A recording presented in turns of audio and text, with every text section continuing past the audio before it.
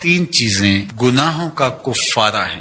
فَإِسْبَاغُ الْوُضُوءِ فِي الصَّبَرَاتِ، جھاڑے میں ٹھنڈے موسم میں پورا وضو کرنا ہے، مکمل اہتمام کے ساتھ وضو کرنا موسم سرما میں، یہ گناہوں کو مٹا ڈالتا ہے۔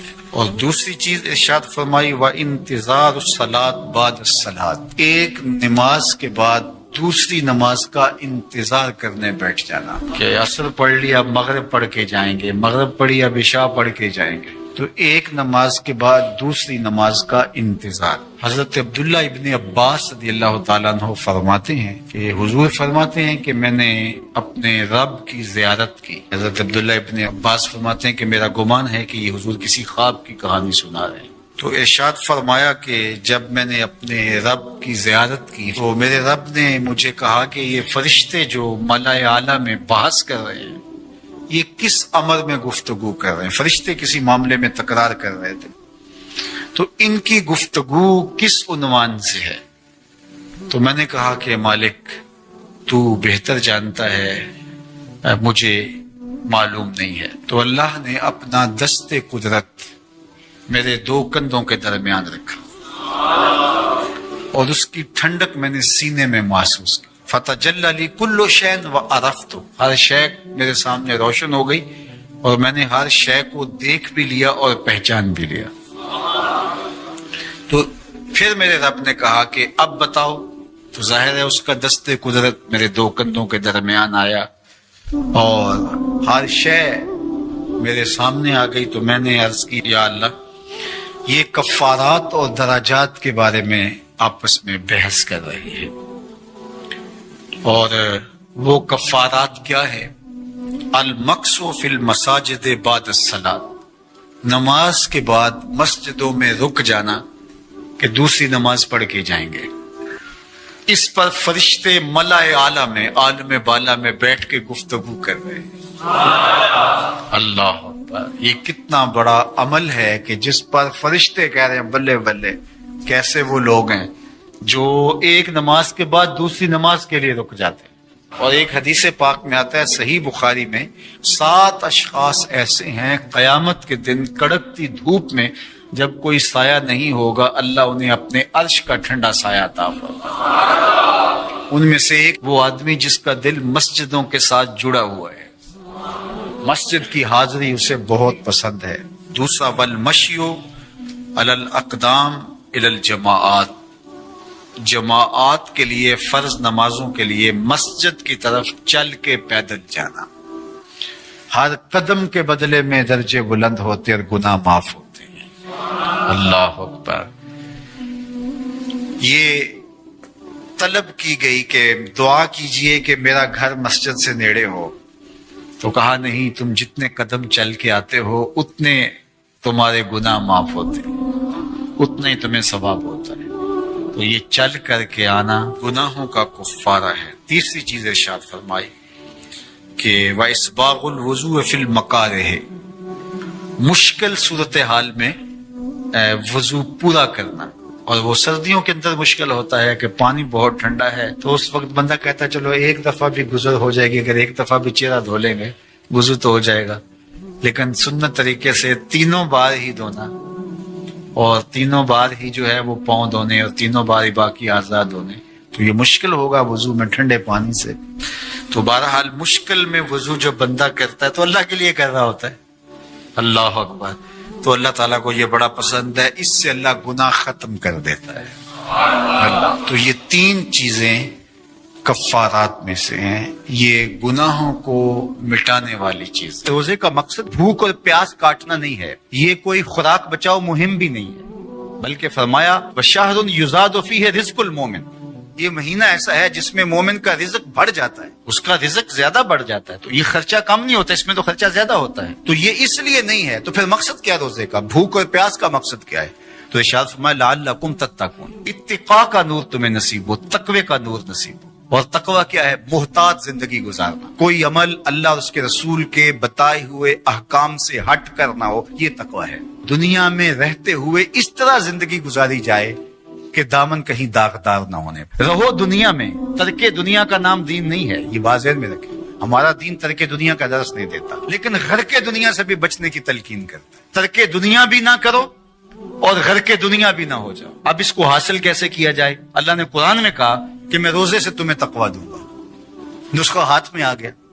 اب سوال یہ ہے کہ روزے سے تقویٰ کیسے ملتا ہے؟ صحیح حدیث میں ہے، بخاری ہے، اذا جاء رمضان سلسلت الشیاطین، جب ماہ سیام رمضان المبارک آتا ہے تو شیاطین جکڑ دیے جاتے ہیں۔ شیاطین جکڑ دیے گئے، تبھی تو مساجد کے دروازے کھل گئے، تبھی تو نماز کا رجحان پیدا ہوا، صدقہ و خیرات کے لیے لوگوں کے دلوں کے اندر مزید نرمی پیدا ہوئی۔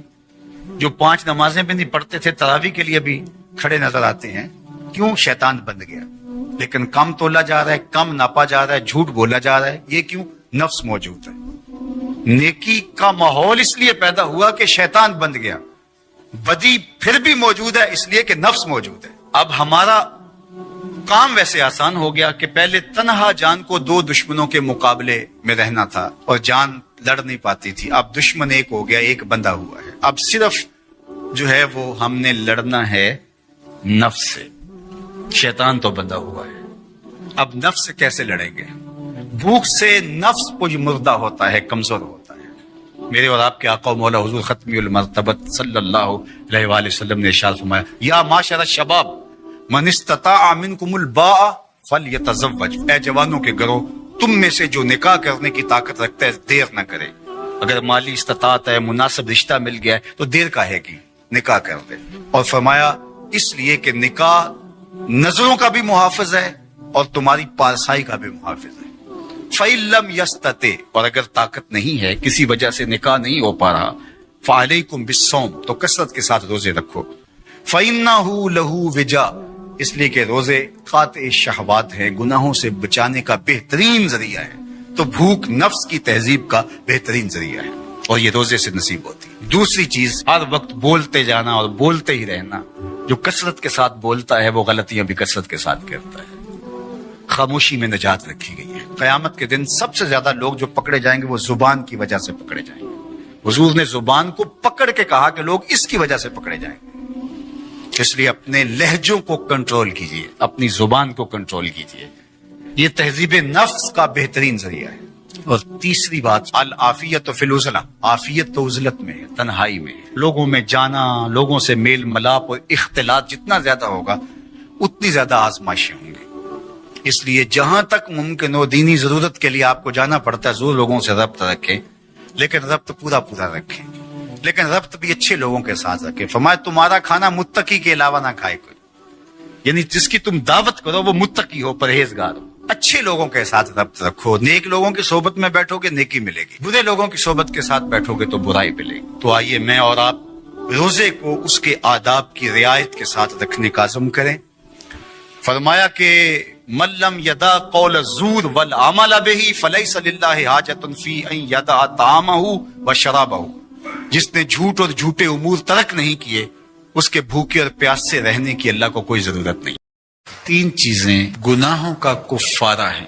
فَإِسْبَاغُ الْوُضُوءِ فِي الصَّبَرَاتِ، جھاڑے میں، ٹھنڈے موسم میں پورا وضو کرنا ہے، مکمل اہتمام کے ساتھ وضو کرنا موسم سرما میں، یہ گناہوں کو مٹا ڈالتا ہے۔ اور دوسری چیز ارشاد فرمائی وَإِنْتِظَارُ الصَّلَاةِ بَعْدَ الصَّلَاةِ، ایک نماز کے بعد دوسری نماز کا انتظار کرنے بیٹھ جانا، کہ عصر پڑھ لی اب مغرب پڑھ کے جائیں گے، مغرب پڑھی اب عشاء پڑھ کے جائیں گے، تو ایک نماز کے بعد دوسری نماز کا انتظار۔ حضرت عبداللہ ابن عباس رضی اللہ تعالیٰ عنہ فرماتے ہیں کہ حضور فرماتے ہیں کہ میں نے اپنے رب کی زیارت کی۔ حضرت عبداللہ ابن عباس فرماتے ہیں کہ میرا گمان ہے کہ یہ حضور کسی خواب کی کہانی سنا رہے ہیں۔ تو ارشاد فرمایا کہ جب میں نے اپنے رب کی زیارت کی تو میرے رب نے مجھے کہا کہ یہ فرشتے جو ملائے اعلیٰ میں بحث کر رہے ہیں یہ کس امر میں گفتگو کر رہے ہیں، فرشتے کسی معاملے میں تکرار کر رہے تھے، تو ان کی گفتگو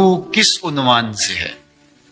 تو میں نے کہا کہ مالک تو بہتر جانتا ہے، مجھے معلوم نہیں ہے۔ تو اللہ نے اپنا دست قدرت میرے 2 کندھوں کے درمیان رکھا اور اس کی ٹھنڈک میں نے سینے میں محسوس کی۔ فتجلی لی کل شیء وعرفت، ہر شے میرے سامنے روشن ہو گئی اور میں نے ہر شے کو دیکھ بھی لیا اور پہچان بھی لیا۔ تو پھر میرے رب نے کہا کہ اب بتاؤ، تو ظاہر ہے اس کا دست قدرت میرے دو کندھوں کے درمیان آیا اور ہر شے میرے سامنے آ گئی۔ تو میں نے عرض کی یا اللہ، یہ کفارات اور دراجات کے بارے میں آپس میں بحث کر رہی ہے، اور وہ کفارات کیا ہے؟ المکث فی المساجد بعد الصلاۃ، نماز کے بعد مسجدوں میں رک جانا کہ دوسری نماز پڑھ کے جائیں گے۔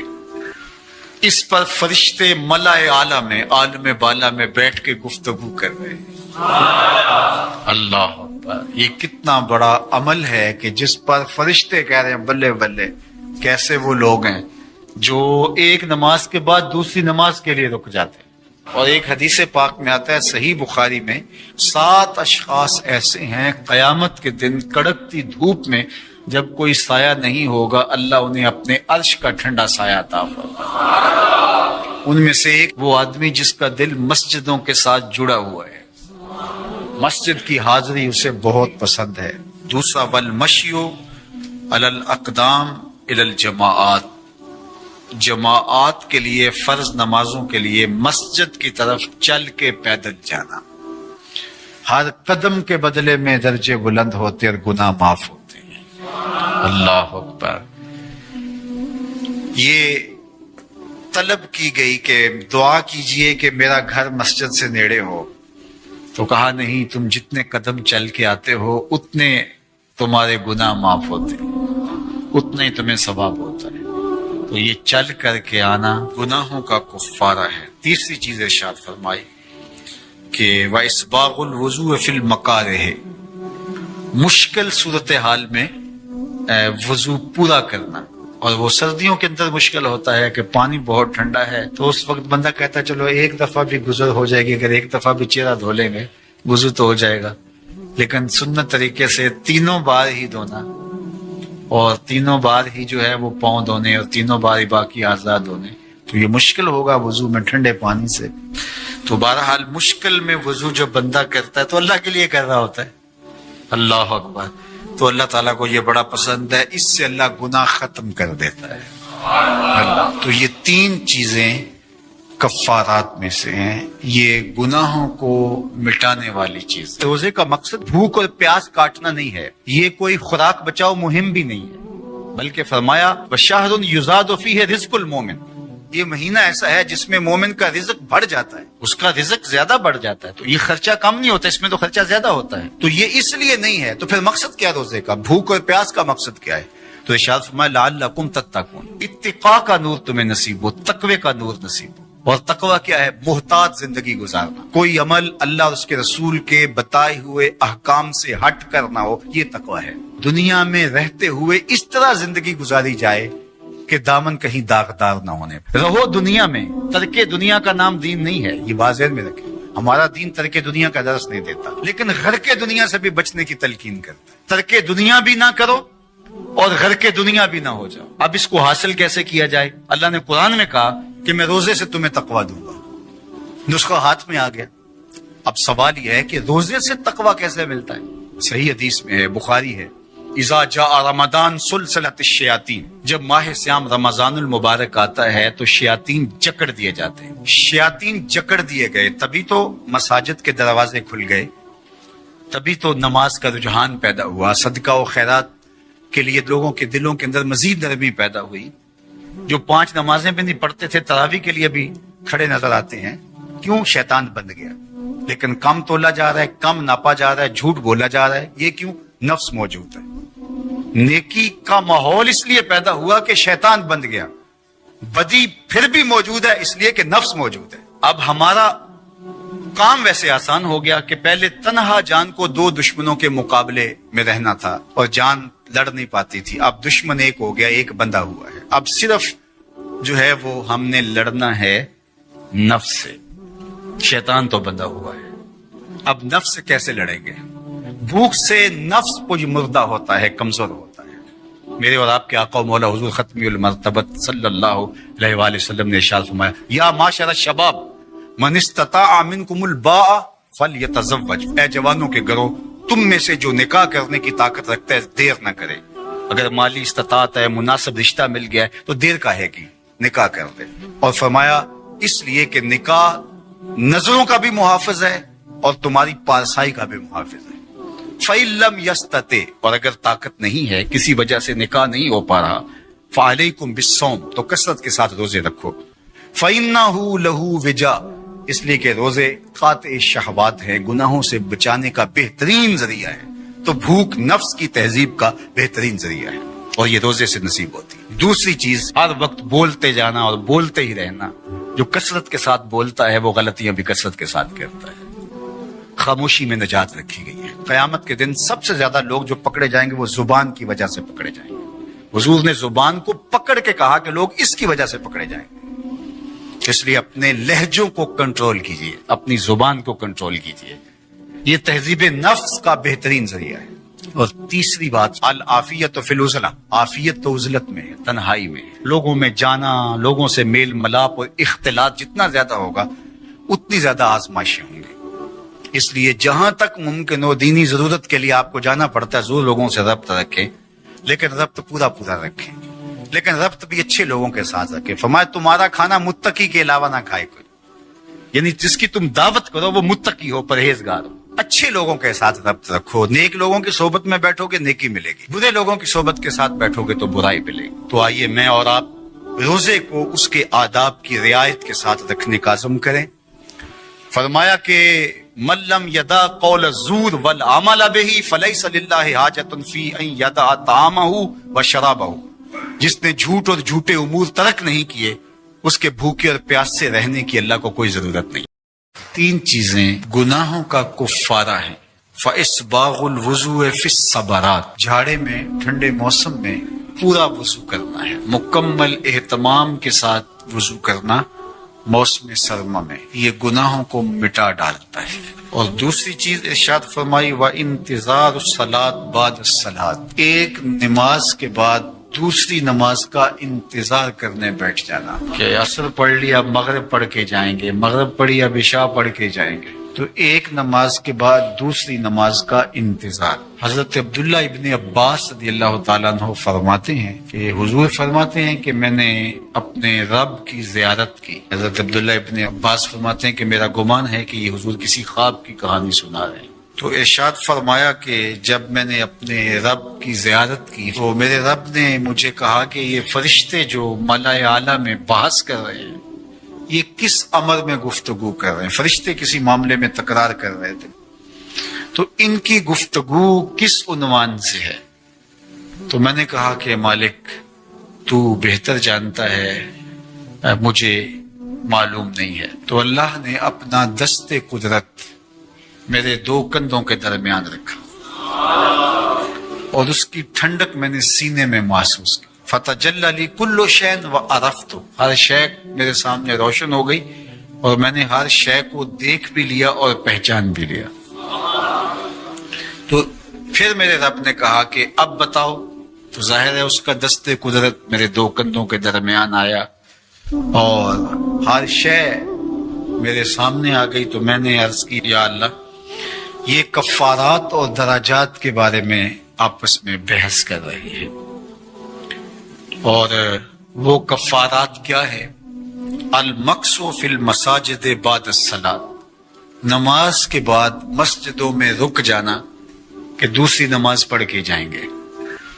اس پر فرشتے ملائے اعلیٰ میں عالم بالا میں بیٹھ کے گفتگو کر رہے ہیں. اللہ اکبر، یہ کتنا بڑا عمل ہے کہ جس پر فرشتے کہہ رہے ہیں بلے بلے. کیسے وہ لوگ ہیں جو ایک نماز کے بعد دوسری نماز کے لیے رک جاتے ہیں. اور ایک حدیث پاک میں آتا ہے صحیح بخاری میں 7 اشخاص ایسے ہیں قیامت کے دن کڑکتی دھوپ میں جب کوئی سایہ نہیں ہوگا اللہ انہیں اپنے عرش کا ٹھنڈا سایہ عطا فرمائے. ان میں سے ایک وہ آدمی جس کا دل مسجدوں کے ساتھ جڑا ہوا ہے، مسجد کی حاضری اسے بہت پسند ہے. دوسرا والمشی علی الاقدام الی الجماعات، جماعات کے لیے فرض نمازوں کے لیے مسجد کی طرف چل کے پیدل جانا. ہر قدم کے بدلے میں درجے بلند ہوتے اور گناہ معاف ہوتے. اللہ اکبر. یہ طلب کی گئی کہ دعا کیجئے کہ میرا گھر مسجد سے نیڑے ہو، تو کہا نہیں، تم جتنے قدم چل کے آتے ہو اتنے تمہارے گناہ معاف ہوتے ہیں، اتنا ہی تمہیں ثواب ہوتا ہے. تو یہ چل کر کے آنا گناہوں کا کفارہ ہے. تیسری چیز ارشاد فرمائی کہ وَإِسْبَاغُ الْوُضُوءِ فِي الْمَكَارِهِ، مشکل صورتحال میں وضو پورا کرنا. اور وہ سردیوں کے اندر مشکل ہوتا ہے کہ پانی بہت ٹھنڈا ہے، تو اس وقت بندہ کہتا ہے چلو ایک دفعہ بھی گزر ہو جائے گی، اگر ایک دفعہ بھی چہرہ دھو لیں گے وضو تو ہو جائے گا. لیکن سنت طریقے سے 3 بار ہی دھونا، اور 3 بار ہی جو ہے وہ پاؤں دھونے، اور 3 بار ہی باقی اعضاء دھونے. تو یہ مشکل ہوگا وضو میں ٹھنڈے پانی سے. تو بہرحال مشکل میں وضو جو بندہ کرتا ہے تو اللہ کے لیے کر رہا ہوتا ہے. اللہ اکبر. تو اللہ تعالیٰ کو یہ بڑا پسند ہے، اس سے اللہ گناہ ختم کر دیتا ہے. اللہ تو یہ 3 چیزیں کفارات میں سے ہیں، یہ گناہوں کو مٹانے والی چیز. روزے کا مقصد بھوک اور پیاس کاٹنا نہیں ہے، یہ کوئی خوراک بچاؤ مہم بھی نہیں ہے، بلکہ فرمایا وَشَهْرٌ يُزَادُ فِيهِ رِزْقُ الْمُؤْمِنِ، یہ مہینہ ایسا ہے جس میں مومن کا رزق بڑھ جاتا ہے، اس کا رزق زیادہ بڑھ جاتا ہے. تو یہ خرچہ کم نہیں ہوتا، اس میں تو خرچہ زیادہ ہوتا ہے. تو یہ اس لیے نہیں ہے. تو پھر مقصد کیا روزے کا؟ بھوک اور پیاس کا مقصد کیا ہے؟ تو ارشاد فرمایا لعلکم تتقون، اتقاء کا نور تمہیں نصیب ہو، تقوی کا نور نصیب ہو. اور تقوی کیا ہے؟ محتاط زندگی گزارنا، کوئی عمل اللہ اور اس کے رسول کے بتائے ہوئے احکام سے ہٹ کر نہ ہو، یہ تقوی ہے. دنیا میں رہتے ہوئے اس طرح زندگی گزاری جائے کہ دامن کہیں داغدار نہ ہونے. رہو دنیا میں، ترک دنیا کا نام دین نہیں ہے، یہ واضح میں رکھیں.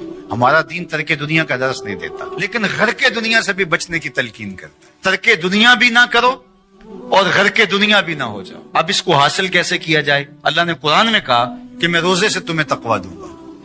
نسخہ ہاتھ میں آ گیا.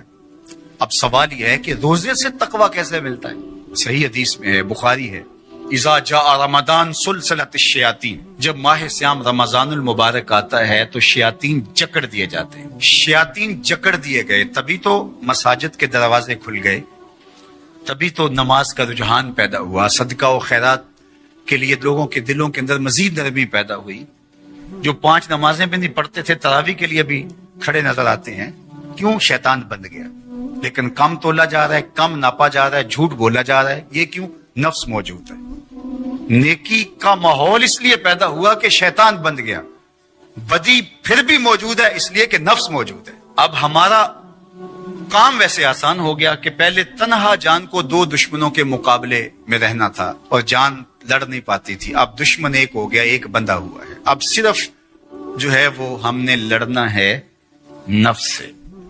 شیطان تو بندہ ہوا ہے. اب نفس سے کیسے لڑیں گے؟ بھوک سے نفس پج مردہ ہوتا ہے، کمزور ہوتا ہے. میرے اور آپ کے آقا و مولا حضور ختمی المرتبت صلی اللہ علیہ وآلہ وسلم نے ارشاد فرمایا یا معاشر الشباب من استطاع منکم الباء فلیتزوج، اے جوانوں کے گروہ، تم میں سے جو نکاح کرنے کی طاقت رکھتا ہے دیر نہ کرے. اگر مالی استطاعت ہے، مناسب رشتہ مل گیا ہے تو دیر کاہے کی، نکاح کر دے. اور فرمایا اس لیے کہ نکاح نظروں کا بھی محافظ ہے اور تمہاری پارسائی کا بھی محافظ ہے. فَإِن لَمْ يَسْتَطِعْ، اور اگر طاقت نہیں ہے، کسی وجہ سے نکاح نہیں ہو پا رہا، فَعَلَيْكُمْ بِالصَّوْمِ، تو کثرت کے ساتھ روزے رکھو. فَإِنَّهُ لَهُ وِجَاء، اس لیے کہ روزے قاطع شہوات ہیں، گناہوں سے بچانے کا بہترین ذریعہ ہے. تو بھوک نفس کی تہذیب کا بہترین ذریعہ ہے اور یہ روزے سے نصیب ہوتی ہے. دوسری چیز، ہر وقت بولتے جانا اور بولتے ہی رہنا. جو کثرت کے ساتھ بولتا ہے وہ غلطیاں بھی کثرت کے ساتھ کرتا ہے. خاموشی میں نجات رکھی گئی ہے. قیامت کے دن سب سے زیادہ لوگ جو پکڑے جائیں گے وہ زبان کی وجہ سے پکڑے جائیں گے. حضور نے زبان کو پکڑ کے کہا کہ لوگ اس کی وجہ سے پکڑے جائیں گے. اس لیے اپنے لہجوں کو کنٹرول کیجئے، اپنی زبان کو کنٹرول کیجئے. یہ تہذیب نفس کا بہترین ذریعہ ہے. اور تیسری بات، العافیت فی العزلہ، عافیت تو عزلت میں ہے، تنہائی میں. لوگوں میں جانا، لوگوں سے میل ملاپ اور اختلاط جتنا زیادہ ہوگا اتنی زیادہ آزمائشیں ہوں گی.